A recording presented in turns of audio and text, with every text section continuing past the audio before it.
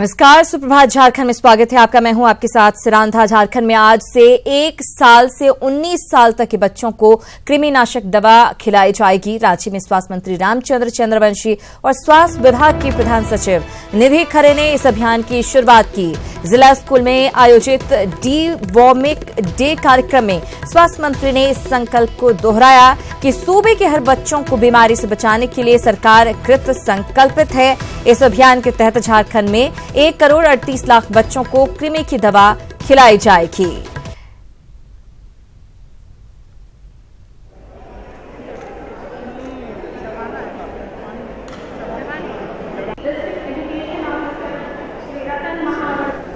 वर्ष के आयु के बच्चे को लगभग 1 करोड़ 38 लाख बच्चों को और किशोरियों को कृमि नाशक दवा खिलाई जाएगी।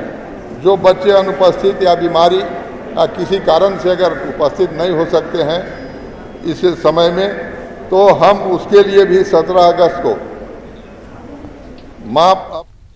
उधर पाकुड़ में एनीमिया बीमारी को जड़ से मिटाने के लिए जिला प्रशासन ने तैयारी शुरू कर दी है। प्रशासन ने राष्ट्रीय कृमि मुक्त दिवस के अवसर पर 4 लाख छात्र छात्राओं और महिला को दवा खिलाई। इसके लिए स्कूल और आंगनबाड़ी केंद्रों में यूनिट बनाया गया है, जहां आज से दवा खिलाई जाएगी।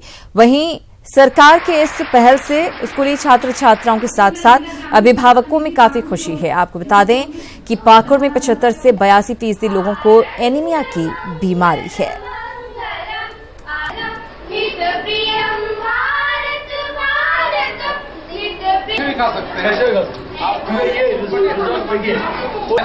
चलो ऐसा है ना, पैसा वापस मांगेगा, दोबारा देना नहीं है। रांची नगर निगम की मेयर आशा लकड़ा और निगम की टीम ने कांटाटोली के कुरैशी मोहल्ले की साफ सफाई का औचक निरीक्षण किया। इस दौरान मेयर ने साफ सफाई की लचर स्थिति को देखकर निगम पदाधिकारी, सुपरवाइजर और वार्ड सुपरवाइजर को कड़ी फटकार लगाई। मेयर ने निरीक्षण के क्रम में आसपास की जनता से आग्रह किया कि साफ सफाई में निगम का सहयोग करें। साथ ही उन्होंने चिकनगुनिया जैसी बीमारियों से बचने के लिए मच्छरदानी का प्रयोग करने की सलाह दी।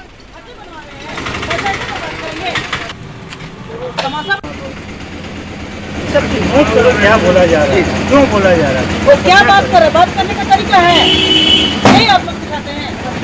तो वार्ड सुपरवाइजर के पास लगता है, वार्ड सुपरवाइजर के पास तो आप लोग देखते नहीं है, ऐसे ही लोग काम करेगा तो काम कर नहीं सकेगा जी। एक सेकंड काम नहीं सकेगा, फर्जी बनवा रहे हैं, ऐसे बात करेंगे। गोड्डा से बीजेपी सांसद निशिकांत दुबे ने लोकसभा में धर्मांतरण का मुद्दा उठाया और कहा कि धर्मांतरण के नाम पर झारखंड में ईसाई मिशनरियां क्राइम कर रही हैं, जिसका खुलासा हाल ही में हुआ है। निशिकांत दुबे ने कहा कि जब हमारे देश में एरिया के आधार पर किसी को आरक्षण नहीं मिलता है, तो फिर धर्म परिवर्तन करने वालों को आरक्षण का लाभ क्यों मिल रहा है। गोड्डा सांसद ने केंद्र सरकार से धर्मांतरण करने वालों को आरक्षण का लाभ नहीं देने की मांग की है। छत्तीसगढ़, उड़ीसा, नॉर्थ ईस्ट यदि आप देखेंगे तो आदिवासी समाज में क्रिश्चियन धर्म के प्रति कन्वर्सन जो है बहुत बड़ा है। बड़े पैमाने पर जो है, जिस क्रिश्चियन की आबादी जो है कहीं 1-2% हुआ करती थी 1901 में झारखंड में, आज जो है वो लगभग आदिवासी समाज की मैं बात करता हूं, लगभग 40-50% आदिवासी समाज जो है वो कन्वर्ट हो गए।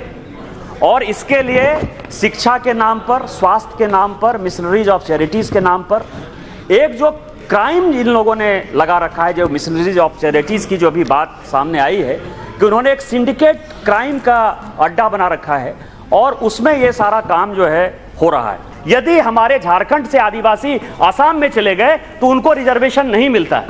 जब एरिया के आधार पर रिजर्वेशन नहीं मिलता है तो धर्म के आधार पर रिजर्वेशन नहीं मिलना चाहिए। मेरा आपके माध्यम से आग्रह है कि ये जिस तरह शेड्यूल कास्ट को धर्म परिवर्तन करने के बाद उनको रिजर्वेशन नहीं मिलता है, उसी तरह से शेड्यूल ट्राइब यदि धर्म परिवर्तन कर लेते हैं, क्रिश्चियनिटी हो जाती है या मुस्लिम हो जाते हैं, तो उनको जो है रिजर्वेशन नहीं मिलना चाहिए। यही मेरा सरकार से आग्रह है।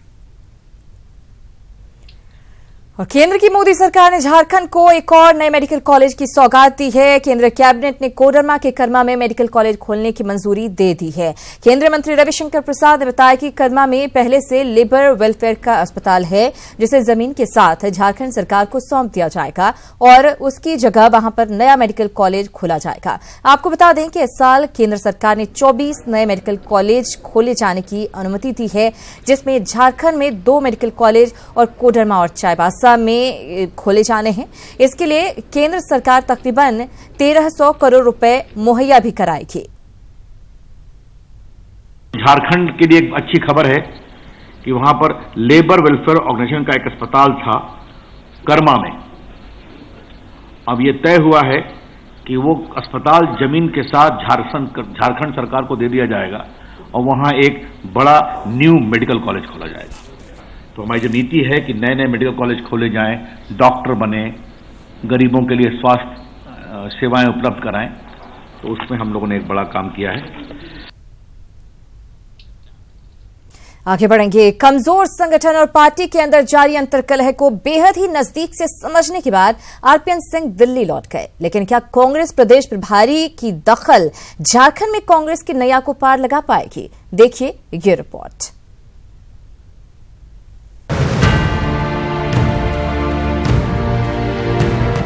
झारखंड में लगातार हाशिए पर जा रही कांग्रेस को संभालने की कोशिश जारी है।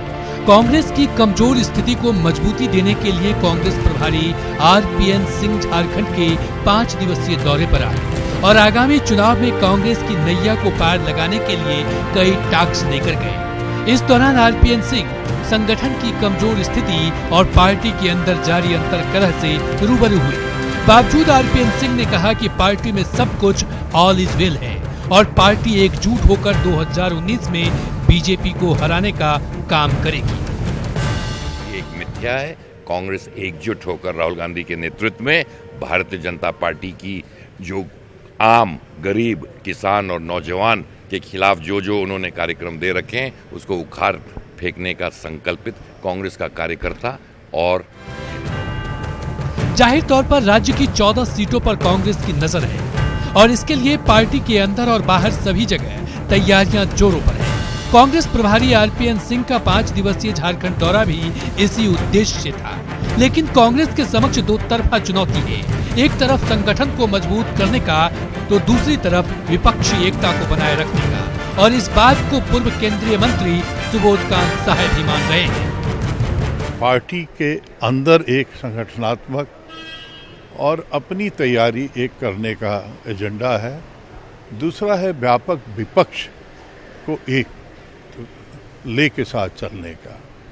ये दोनों एजेंडा 2019 के लिए महत्वपूर्ण है। खैर, आने वाले लोकसभा चुनाव को लेकर पार्टी पूरी तरह से चुनावी मोड में आ चुकी है। ऐसे में आरपीएन सिंह का दौरा आने वाले वक्त में कितना कारगर साबित होगा यह तो वक्त ही बताएगा।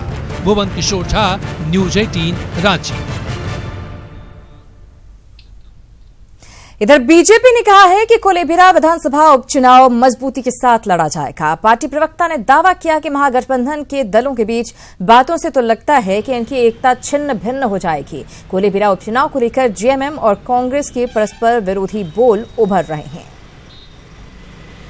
पिछलग्गू पार्टी हो गई है लोकल दल के, लेकिन कोलेबिरा चुनाव का अभी तक अधिसूचना भी जारी नहीं हुई है और जेएमएम का ये कहना है कि चुनाव हम ही लड़ेंगे, यह बहुत हास्यास्पद है महागठबंधन के लिए। और 2019 आते आते यह गठबंधन तार तार होगी और भारतीय जनता पार्टी का सिर्फ परचम लहराएगा। और मिशन 2019 को लेकर झारखंड विकास मोर्चा पूरे झारखंड में 15 अगस्त के बाद पोल खोल हल्ला बोल आंदोलन शुरू करने जा रही है। इस आंदोलन के जरिए जेवीएम सरकार की नाकामियों को गिनाएगी। देवघर में पार्टी के केंद्रीय महासचिव प्रदीप यादव ने कहा कि मौजूदा सरकार को गद्दी से हटाने तक ये आंदोलन जारी रहेगा।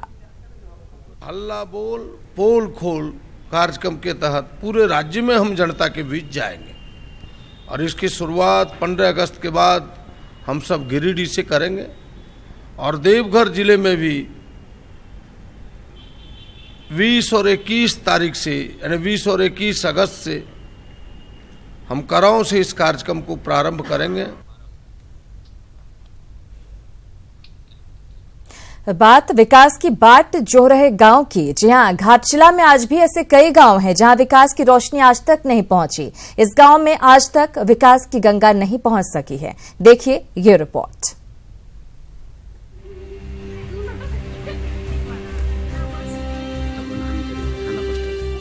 ये है घाटशिला के गुड़ाबांधा का रहर घुटू गांव।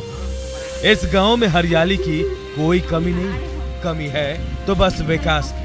जी हाँ, आजादी के बाद से आज तक इस गांव में ना तो सड़क बन पाई और ना ही यहाँ पानी की व्यवस्था की गई। और तो और सरकार की कई योजनाओं से भी ये गांव अलग थलग पड़ा है। हालत ये है कि पीने के पानी के लिए लोगों ने खेतों में ही कुआं बना लिया है। ये लोग आज बरसात का गंदा पानी पीने को मजबूर हैं। खेत के बीच में कुआं बनाए हुए हैं, छोटा सा कुआं है, उन्हीं से ही पानी लाते हैं खाने के लिए। और वहाँ पूरा गंदगी से पूरा साइड लगा हुआ है। स्कूल का भी चापाकल नहीं है और बच्चा को वर्षा काल में ऐसा पानी पी रहा है कि बीमार हो जाता है। पानी के लिए जहां महिलाओं को कई किलोमीटर दूर जाना पड़ता है, तो वहीं अगर इस गांव में कोई बीमार पड़ जाए तो भी कई किलोमीटर पैदल या फिर बीमार को लाद कर नदी नालों को पार करके ले जाना पड़ता है, क्योंकि यहाँ सड़क और पुल पुलिया भी नहीं है। बीमार पड़ जाता है तो गांव का खटिया से मुख्य माछ भंडार टोला तक ढूक कर पहुँचना पड़ता है। वहाँ से किसी प्रकार से ले जाता है अस्पताल को। इस मुख्य गांव रास्ता से जुड़ाने के लिए बहुत कोशिश किया, लेकिन अभी तक कोई नहीं किया है। इन गांव वालों का दर्द सुनने भी आज तक कोई नहीं आया, ना ही कोई जनप्रतिनिधि और ना ही कोई अधिकारी। विकास के बड़े बड़े दावे करने वाले लोग इन तस्वीरों को देखकर क्या अब भी कहेंगे कि यहाँ विकास की गंगा बह रही है। प्रबंधन न्यूज़ 18 घाटशिला। आम जनता को सरकारी योजनाओं का लाभ वक्त पर मिले, इसके लिए राज्य सरकार भले ही गंभीर हो, लेकिन इसका असर सरकारी बाबुओं पर होता नहीं दिख रहा है। ये रिपोर्ट देखिए।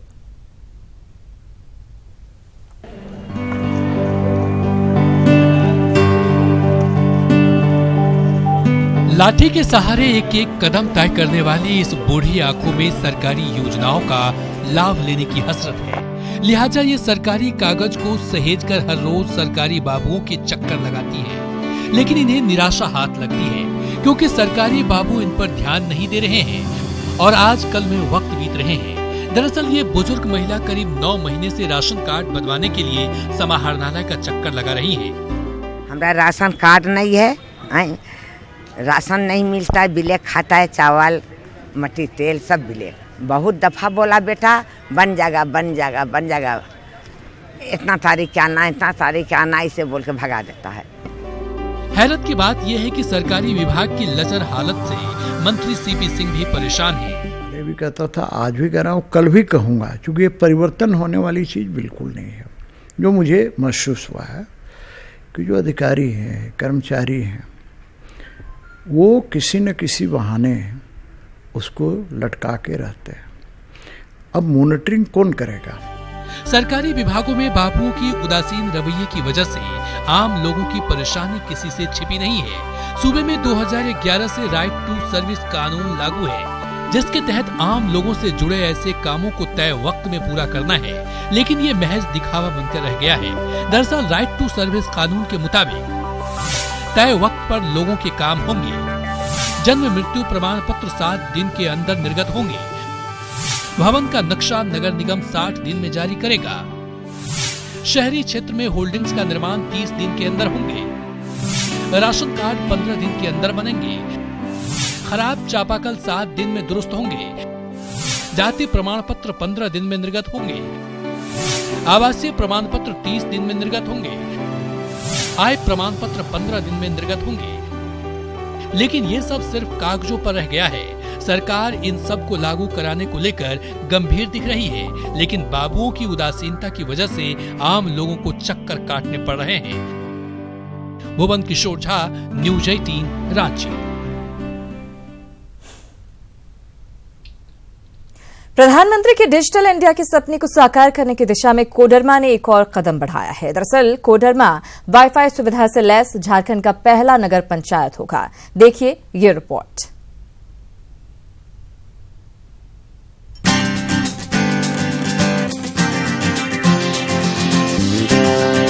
डिजिटल इंडिया के दौर में कोडरमा नगर पंचायत देश का पहला ऐसा नगर पंचायत बन गया है जहां सभी वार्डों में वाईफाई की सेवा शुरू की गई है, जिसका शुभारंभ सूबे की शिक्षा मंत्री नीरा यादव और कृषि मंत्री रणधीर सिंह ने संयुक्त रूप से किया और इसी के साथ कोडरमा नगर पंचायत देश का पहला वाईफाई जोन बन गया। सेवा की शुरुआत करते हुए मंत्री नीरा यादव ने कहा कि कोडरमा के लिए यह बहुत बड़ी उपलब्धि है। उन्होंने लोगों से इस सेवा का सदुपयोग करने की अपील की।